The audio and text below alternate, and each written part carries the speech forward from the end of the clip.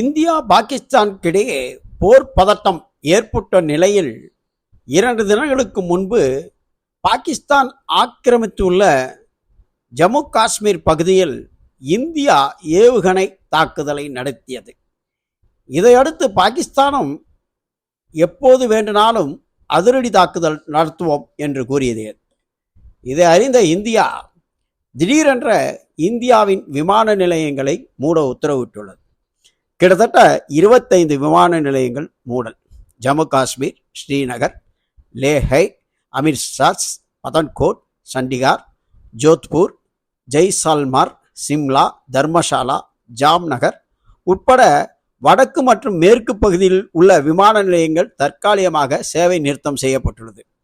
இதனால் இண்டிகோ 165 விமானங்களையும், ஏர் இந்தியா 140 விமானங்களையும், கிட்டத்தட்ட 305 விமானங்கள் ரத்து செய்யப்பட்டுள்ளன.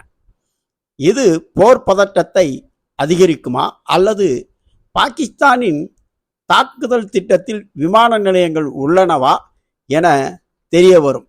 ஆதலால் இந்திய அரசு முன்னெச்சரிக்கை நடவடிக்கையாக 25 விமான நிலையங்களை மூட உத்தரவிட்டுள்ளது.